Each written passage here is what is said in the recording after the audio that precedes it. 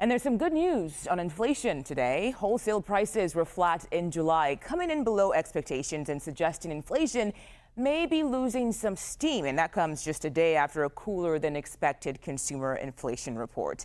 Let's go live now to CBS News MoneyWatch correspondent Kelly O'Grady. Kelly, I'm glad you made it in time for this because you were just anchoring the previous show. Thanks to you, and we're very, very happy to have you today. So what stood out to you in this report? Where are you seeing the biggest signs of price pressures easing? Yes, I went to Hogwarts. I know how to apparate from one place to another, Mugo. Happy to join you. So yeah, this one, where am I seeing the biggest easing?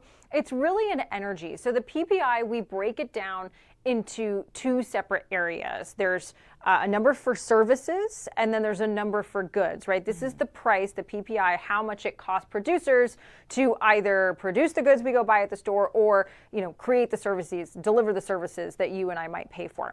There was an increase in the services side, but it was really driven by what's called portfolio management. So think financial management. That actually grew 6.5% in the last month, but it's the beginning of the quarter, right? Q3 is June through September, and we often see a jump there. The really big, nice thing that we saw in goods was an overall drop in that category, and it was really driven by a decrease of 3.1% in energy, specifically close to 6% in gasoline, and then also food prices fell close to 1%.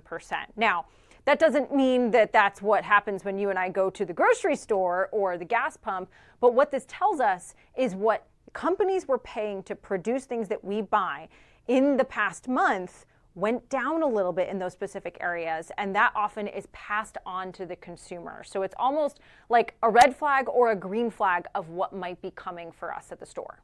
Okay, and obviously you talk about September a lot, so big picture here, what does this inflation data ultimately mean for the Fed's September decision? I'm going to say the same thing that I said yesterday. I bet you Kevin Warsh, Fed chairman, breathed a little bit of a sigh of relief, especially after the good consumer price index reading yesterday, as well as the PPI today. We are going to get another jobs report, another round of inflation reports prior to that interest rate decision at the end of September.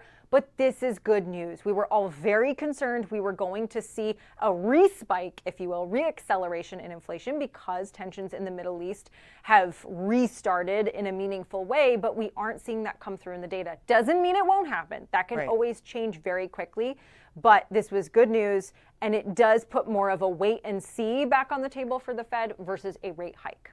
I'll take good news when we can get it. Kelly O'Grady, thanks for your time today.